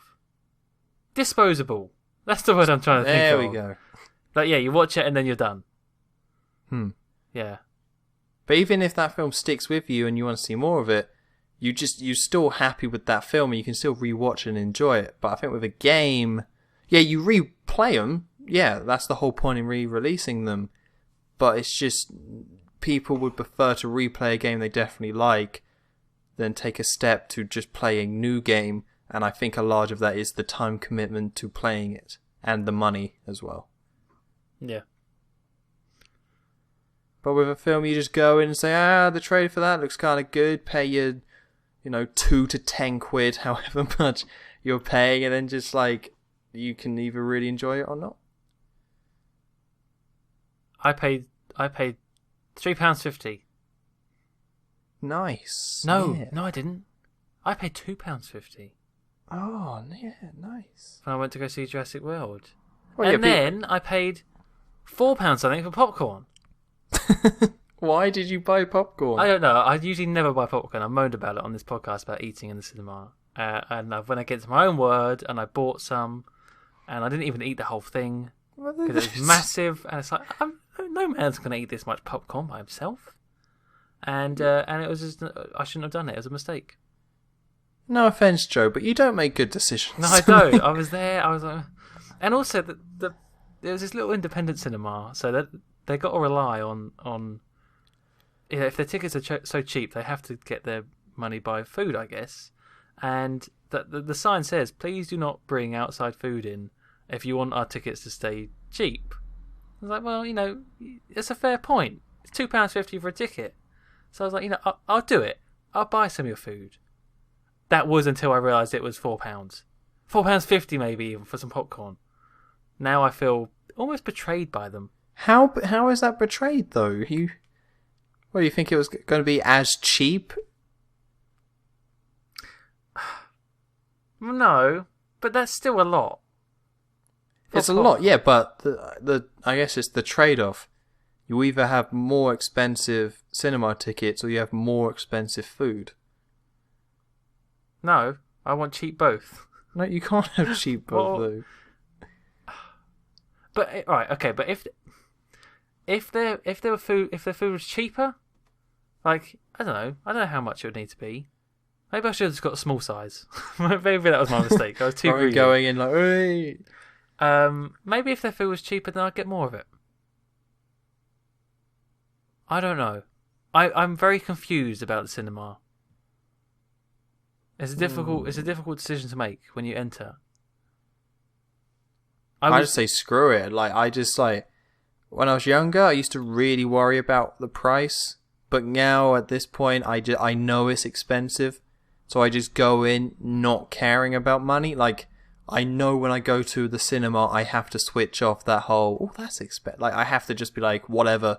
If I want like a hot dog, I just got to do it. If I want to do it in 3 days, I just got to do it. And I'm going to come out spending too much money, but that's just the way it is. I wish I could do that. I can't turn off that little thing. It's like, ooh, that sort of ouch. That's not nice. I can't turn that little voice off. You just use your debit or credit card. You just shove it all in there. Now, you see, if I had one of those touch and pay things, maybe. Because that's like, boom, done, paid. Don't have to think about it. But when you got it on, you pop your card and you see the money on the screen, it's like, bish, bash, bosh, with your PIN. Oh, then it gets to you. No, I think it's more brutal when it's cash. I mean, cash is the worst, but physically, it's going. Come back. I don't use cash that much now. But with a card, you pay for the ticket on the card, you get your drink and your food on the card, so it all kind of mushes into one, and you're like, it's all about whatever, and you kind of just pay for the whole experience rather than breaking it down. Well, maybe I can train myself to think that way. No, I don't think so, Joe. I'm afraid. No, alright, fine. I'll just carry on. When you go to a cheap cinema, you're going to be thinking about price because you're thinking, hey, I'm getting a deal here. Yeah. You can't avoid it. No, I can't. So you're saying I should go to an expensive cinema? Absolutely. Okay, right. Then you just don't care. I will go to an expensive one when Star Wars comes out and also James Bond. Nice. You got to. For James Bond, I will try and do a little thing and not. They're going, give me a martini. Go on, then. Yeah, they should do that. Well, maybe not. Vodka martinis. Oh, God. Here you are, little 10-year-old kid. Thank you. Enjoy James Bond. How do you want it? Shaken, not stirred. Ah, there you go. Get out of here. What he's like, you pat his head as he runs off. Just you little scamp. Minutes later, an ambulance is called. He's in a coma. How did this happen? God. Was it shaken? What the fuck is shaken? Someone picks up the glass. This was stirred. And that's the plot of the new film. Oh, that's how Bond dies. It's a stirred martini. Exactly. Ah, foiled again. Take the bloody shot. What? Em and Bond are in a bar, and Em's like, the manager though, like just at the side, and it's just like Bond's like, I don't know. £1 shots, Bond. Take the bloody shot. Take the bloody shot. Agent down. Just raining. She looks out the window. I'd watch that. Only if it's Judi Dench still, though. It has to be Judi Dench. Yeah, she has to come in unexplained. She's just back. She's back from the dead. Just hello. I thought you died. No, it'd have to be what's his face? Ralph. No, is that his name? Yeah, Ralph. Ralph Fiennes? Yeah. We were talking about Sony. Ralph I'm Fiennes. sorry I distracted you with cinema. No, it's okay. You Oh, want no, to actually, know. no, you distracted yourself with games versus movies. I was making a relevant point. You started talking about buying too large popcorn. It was too large. I think I only ate about half. Well, yeah, you don't... And then you get to the bottom half of it, and it's all the little tiny bits of popcorn, which you can't really eat. You can't fill yourself up on popcorn. You just get sick of it. That's why it's always best to get less. Yeah. Yeah, that's true. Actually, I've never been satisfied by popcorn. Yeah, you're not like full. You're not like It always gets to a point where it's like, ugh. It always gets to that point. Yeah, it's not good. It's not good food. Well, especially if you get salt popcorn, then you're just a devil. I'm partial. Why? I go either. I'm a Alright. salt or sugar man. What about both? Never both. How dare you? Okay. I used to get really confused as a kid because I never used to get popcorn at the cinema, but instead we would have toffee popcorn at home when just like renting a film. So then I went to the cinema and was like, can I have popcorn? And they're like, what type do you want? It's like toffee. It's like, we don't... It's sweet or salt. And I'm just like, what? Why would you put salt on popcorn? Yeah. Why don't you just get the toffee stuff?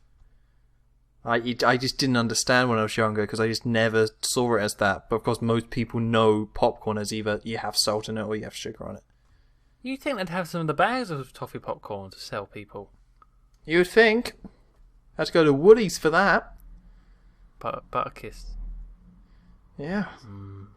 Anyway, Sony, we gotta finish this off. It's getting late. Yeah. Okay. All right. So Shenmue 3. Once This again, was bad, by the way. what was bad? This thing, Shenmue. Oh right. Shenmue. Why? Why is it bad? Apparently, I was reading about this. It's all a big con. Is it though? Well, they were given the impression that the Kickstarter was to make the game, weren't they? Yeah. When there's no way you can make a game with $2 million. So really, the Kickstarter was just to sort of a early Gauge access, interest. a pre-order, pretty much. Yeah. That's bad though. It's not a con though. Well, it is because they were like, "Oh, you can help fund the game." Yeah, but then you get the game for cheaper by paying for it now. And you are helping fund the game. If it didn't reach 2 million, Sony would be like, screw it, we're not making up the rest. But surely So people did help it get made. Yeah, but they helped it get made just by showing. Wait a minute. It is getting late. What am I trying to say here?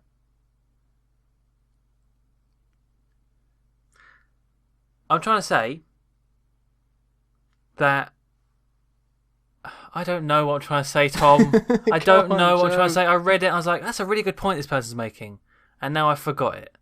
Oh. I'm just going to give up. Oh, well, that's not the right attitude. Also, is that it? Shenmue thing just seemed weird anyway. What the hell is that game? I don't know. It's some Dreamcast, whatever.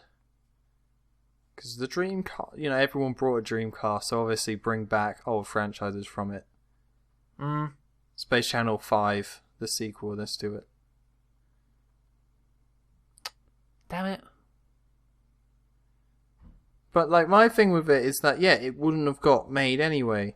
And I think giving it that level of exposure brought more people to it. So I think it's a positive thing either way.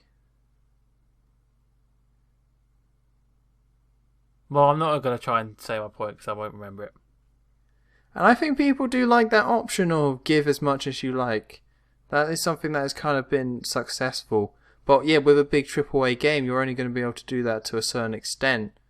So I think it's fine. I don't see a problem. Because you get the game for cheaper if you pre-order it by giving to the Kickstarter. Right, but the Kickstarter wasn't labelled as a pre-order, right? No, but that's what you do with any Kickstarter. You give the money now, so it, to help it gets made, but you're essentially securing your copy. It just hasn't been made yet.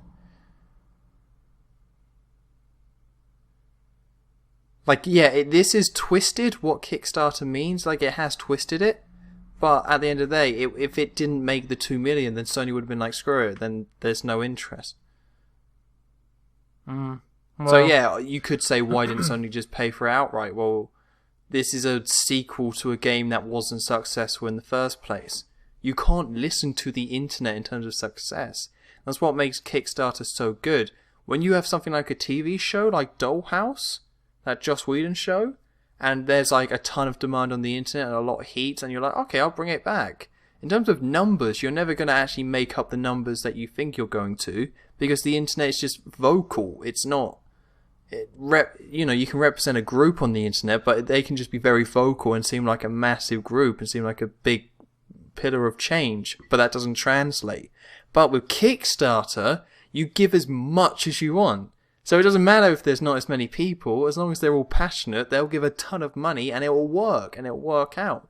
So even though it's a smaller audience, that audience gave more to make sure that the game got made. And in any example, that's true. That's what makes it so brilliant, because each person can be worth as much as that person wants to the project, rather than something like a TV show where each person is worth one viewer and that's it, and that's all that matters to an advertiser. So that's the thing that makes it so kind of clever and well made. What, Kickstarter as a Kickstarter as a concept? So what about it in terms of games then? Well, what do you mean? But right, well, I think the thing I read was along the lines of, if this has been such a astounding success, it raised the 2 million in 12 hours or something. Something silly. It broke the record. What would stop them doing this rally game? Or at least more games in the future. Well, that money isn't really profit. So yeah, it's just the gauging interest, I think, is the important part. So if somebody kind of makes a game and that's kind of that, and they think it's going to be popular, then yeah, they can do some sort of market research and get some sort of gauge on it. But with something like this, it's such an oddball that you just can't really judge it properly, I don't think. I think it's just I don't think it will happen more in the future, because I think this is just such a unique, odd case. And I think it's when you have exclusive kind of IPs, you got to be right, we're making this game, we're publishing it, here it is for our console. But if you do it with Kickstarter, it just makes it a little more messy. Shenmue 3 is coming to PC as well. Yeah, it is coming to PS4, but it's coming to PC, so it's not strong. And then with third-party kind of development, I think...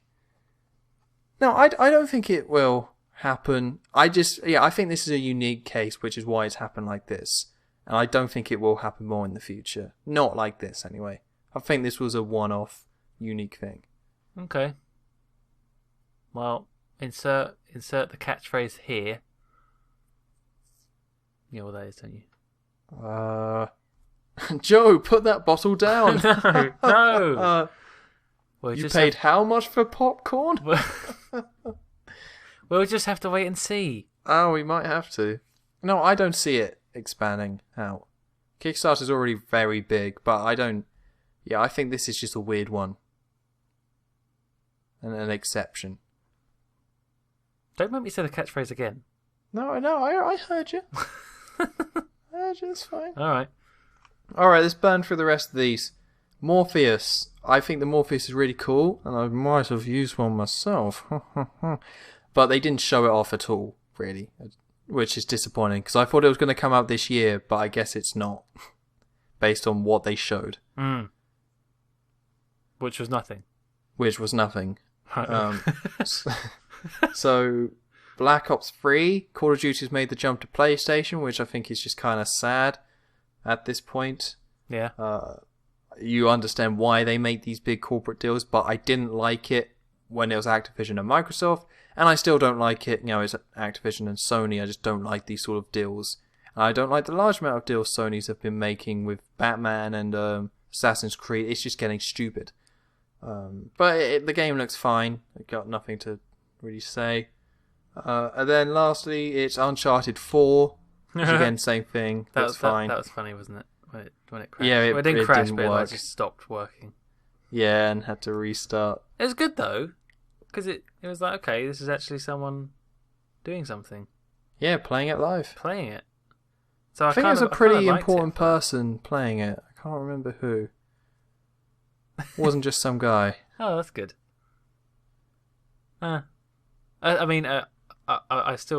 can't say anything nice about Uncharted, can I? I'm not allowed to. Well, you're allowed to, you just don't... I just choose not to. It's just not in your heart. No, I'd be a liar, pretty much. That's the word you were looking for. That's the word, I'd be a liar. I'd be a fib man. But, it looks alright. Okay, well, there is one game I wanted to kind of talk about. I'm really sad I left it till last, and that's Star Wars Battlefront. Okay. Barely talked, I should have started off with it, really. Yeah. But we got to see a ton of gameplay, and I think Hoth looks amazing. I think that looks stupidly fun to play. And the way everything is integrated, and the way it looks as well, and the way it kind of seems to play, seems to be very like the old ones. Not exactly the same, but like the old ones. It looks really fun. I think it looks great. Yeah. It looks good. It looks solid. Although, the Horde mode... I don't think that's very lazy. What was that? I may have missed that. That was in one of the conferences. I want to say it was the Sony one. Maybe it was the Microsoft one. One of the conferences had them like, oh, look at this new mode that's going to be in the game. And it was just Horde mode. You just hold out an area and shoot people that come in waves. And I'm just like, I'm so done with that type of mode. I'll never kind of touch it. Because Nazi Zombies did it the best because it was kind of unique and cool. And it was... They just did it the best. So anything else after that, I think is just like, whatever. It's just lazy. It's a set area, and you just throw a load of enemies at the player. Like, that's just really lazy. Just a very quick way of getting a new game mode. So I don't care, and I don't think it suits Battlefront in the slightest. So I won't be touching it ever. Did you see that they've got Heroes vs Villains mode as well now? Yeah, that's in there, yeah. Luke and Darth Vader. That's kind of cool. Yeah, I think that's cool. Like, it's one hero and villain, which I think makes more sense with how many people are on the map, like 24-player maps. And there's AIs as well, I believe. I think that got confirmed. Oh, no, I was talking about, that mode you can have where it's all the villains and all the heroes. Oh, that's right. in there as well. Oh, that's good. Yeah, I think it's one of those things where it's like, well, we've got to throw them a bone with something, like with the old games. So give them that. They like that. Well, the people do. Yeah. I think that's good. Mm-hmm. But no, I think that looks awesome. Definitely going to be buying that day one. Have to. Although I wonder how it will actually play. Well, you kind of know. It's... Because that was like a fake battle, wasn't it? Yeah, I mean, obviously it's set up. But, Yeah. So I wonder. but it's still the same sort of stuff. Because I heard It's people still... saying that it's like people were sort of going in as like a crowd, so it looked like it was more busy than it actually would be. Like, I think there's been some other gameplay where it looks a bit more empty. Possibly. I think it'll be like Battlefield, where it's localized the battles. So, yeah, I think it'll be like that, where and just Battlefront as well, where it's like, okay, round the objective points, that's where everyone's kind of going to be. But maybe it's not waves and waves, but yeah, like Battlefield is very much a case of you spawn, you try and get yourself there, and half of that journey is you're pretty much by yourself. But at the same point, you can look up in the sky and see like sky battles going on, or you might just see someone in a tank roll past. So that's what would happen in Battlefield. So I would assume it's going to be similar to Battlefront, like same sort of thing. But I mean, I think the AIs are supposed to kind of be in there, but I'm not concerned. I think obviously that's set up, but I'm not concerned. I still think fighting over the objectives is going to be fun and intense and whatever, so I don't mind. Yeah, looks good. Very cool, and that's it. That's the podcast. So I think with this E3, I think Sony won, but I think they went for announcements, like just big announcements, and it just paid off. Watching in the thing, just one after the other, just look at all this kind of stuff, and that's what kind of why they won. In terms of what we took away and what I'm really excited about, I don't think Sony had that much, really. Obviously, I understand why some people are excited about some of these things, but I think just after the fact, it's like, I think this has been a pretty weak E3 overall for everyone. Yeah, you think? Well, I think Microsoft, not much to take away from. Nintendo was very weak and just uninteresting. And then Sony had a couple of things, but still stuff like Horizon looks good, but it could be really bland and terrible. No Man's Sky looks good, but it could just be or whatever. Maybe I'm just being like too pessimistic, but I think the actual show of Sony's was good. But in terms of after the fact of what am I considering to pre-order, there's actually nothing there. The games I'm going to pre-order this Christmas are Fallout 4, Star Wars Battlefront, Xenoblade Chronicles X, and then there's another one that I can't remember. But those are the games. I can't remember it. It will stand out. But yeah, those are the games, and none of those were like... Yeah, they had E3 presents, but they're not... They weren't in Sony or Microsoft. It was Rare. It was a Rare game. Oh, Rare Replay. Well, that's August, so... Oh. So yeah, I guess that too. Yeah, I guess I should mention that, but... Yeah, there's just like... all the kind of stuff that Sony and Microsoft showed off. It's like, yeah, some of that looks good, but I'm actually more interested in the third-party stuff. That's just the point we're at. You know what I like most about the C3? Go on. Nintendo World Championships. Yeah! Go, John Numbers! John Numbers! It was a numbers game from the start. I mean, that's what's just clear. John, number 1. Damn you. That was my joke. And no one will know. Oh man. But no, I talked about that last week. Yeah, okay. That was very good. Yeah. Surprisingly good. Yeah. I didn't think it would be. I thought it would be terrible and dumb. And it was just dumb and good. Mm-hmm. Yeah, as for like Xbox and PS4 stuff, or PlayStation stuff, I don't know. I probably haven't seen enough of it, and also I haven't seen enough E3s in general to rank or anything. Like, I'll be like, this one was a really bad one compared to 2000 whatever. But I don't know. It's kind of nice just to get all caught up in it for like a day or two.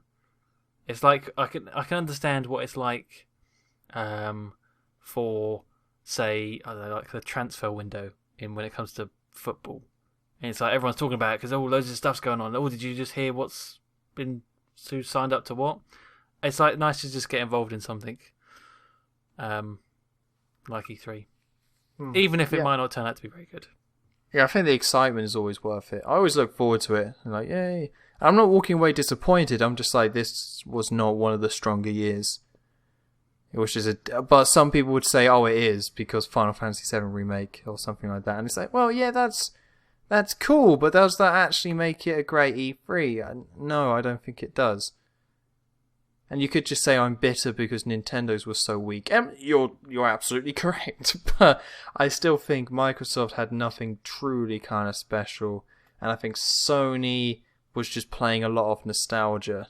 Although they did have some new interesting stuff too. So I don't want to discredit them that much. But I just think it was an okay E3. Nothing special. Just an okay one. Run of the mill. Yeah, take that, Mill. I guess it's Milton. Oh well, hey now.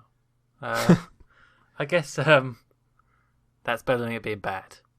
Well, yeah, because I've got games I'm looking forward to. I'm just, I still got games I want to get. I still think the holiday season's going to be really good, so I'm not complaining. It's just, in terms of the events, it was just okay. That's just how it was. Mm-hmm. So, Joe, any last thoughts before we end off the podcast for this week? Let's see now. Oh, Any thoughts for... Well, not really. I guess no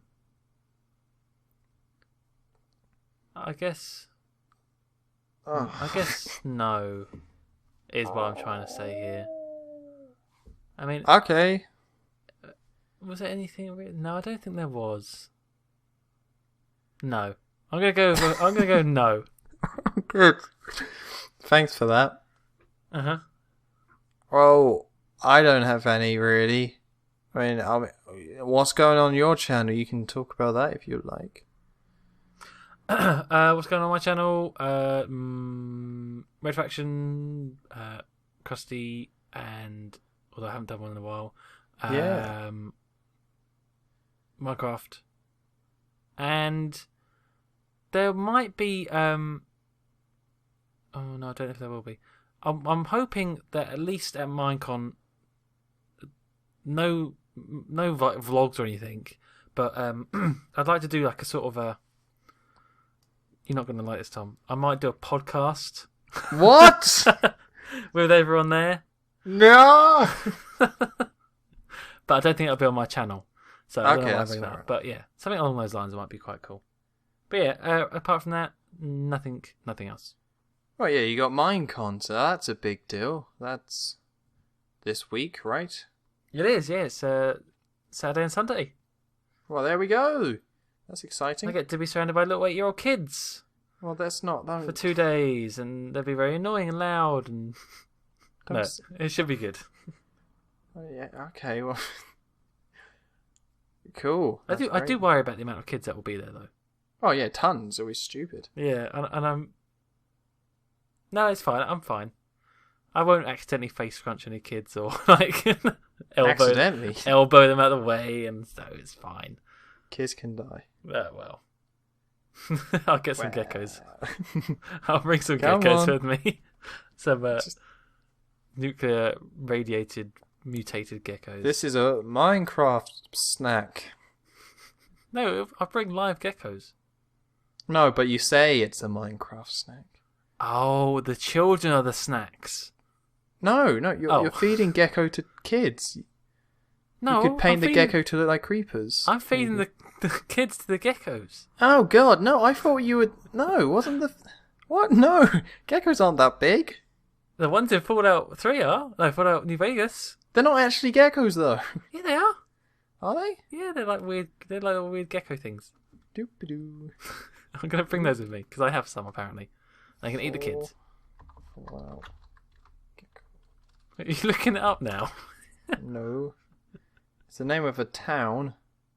They look really funny because they walk on 2 legs. They run towards you. Go blah, blah, blah, blah. They do look kind of cute, actually. They do until they start nibbling at you.